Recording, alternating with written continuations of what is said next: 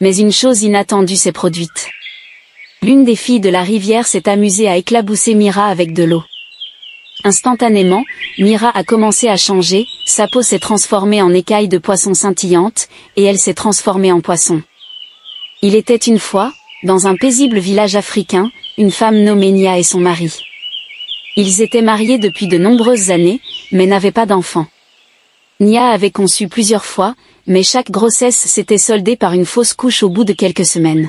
La famille de son mari lui a suggéré d'épouser une autre femme, croyant que Nia était une sorcière qui utilisait ses fausses couches pour de sombres rituels. Cependant, son mari l'aimait profondément et restait persuadé qu'un jour, Nia lui donnerait un enfant.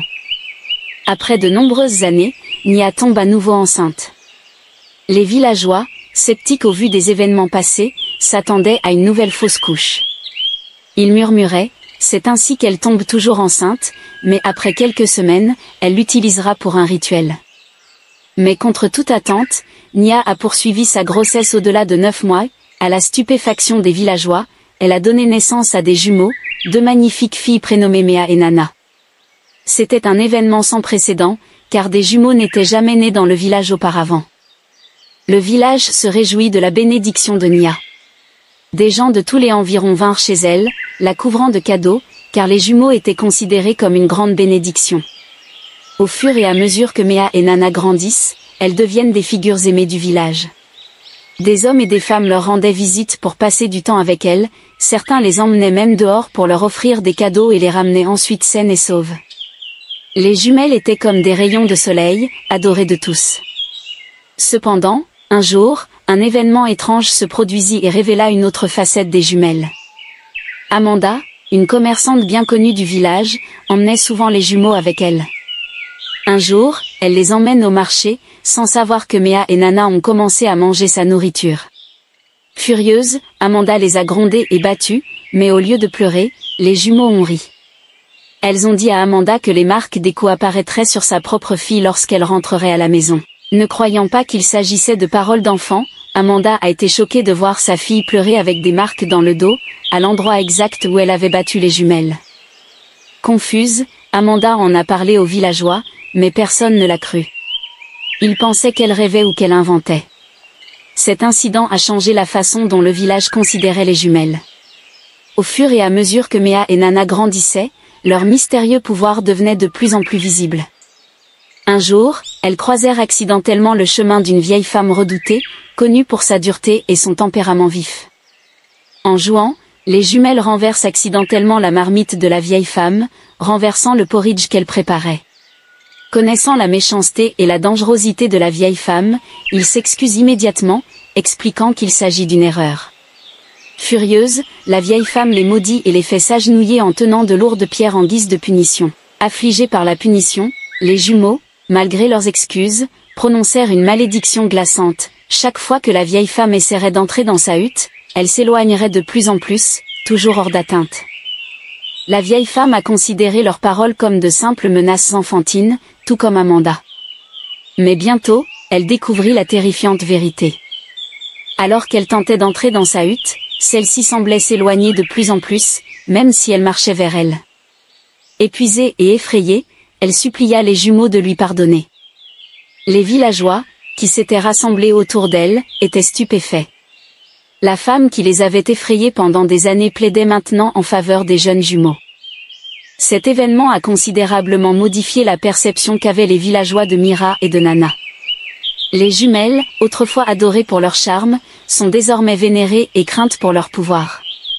Elles avaient poussé la redoutable vieille femme à demander grâce, ce que personne dans le village n'avait jamais imaginé possible. Au fur et à mesure que Mira et Nana grandissent, les pouvoirs spéciaux qui faisaient que tout le monde les aimait et leur accordait de l'attention inspirent désormais la peur. Les villageois qui avaient été charmés par les jumelles ont commencé à garder leur distance, effrayés par ce qu'elles pouvaient faire. Cette peur changea la façon dont les gens agissaient autour d'elles, même les jeunes hommes du village qui auraient aimé être leurs amis. La proximité des jumeaux et de leurs étranges pouvoirs était trop effrayante pour eux, laissant Mira et Nana dans un sentiment d'isolement. Désireuses d'avoir de la compagnie et d'expérimenter la joie de l'amitié sans inspirer la peur, les jumelles ont envisagé d'enfreindre une règle importante que leur mère avait toujours imposée, ne jamais s'approcher de la rivière. Nia avait été très sérieuse au sujet de cette règle, mais n'avait jamais expliqué pourquoi. Poussées par la curiosité et le désir de changer leur vie solitaire, Mira et Nana ont décidé de s'aventurer jusqu'à la rivière, un endroit qu'on leur avait toujours conseillé d'éviter. Excitées par l'aventure et désireuses de s'intégrer, elles se dirigent vers la rivière, qui est toujours animée par des gens qui se lavent, nagent et s'amusent dans l'eau fraîche. Les jumeaux voulaient se joindre à eux, jouer et être comme les autres villageois, sans souci ni crainte. Au début, leur présence a suscité la peur et la confusion, poussant les gens à partir, à emballer leurs affaires et à s'éloigner rapidement de l'eau. Cependant, les jumeaux ont lancé un appel, plaidant pour une chance d'être considérés comme faisant partie de la communauté.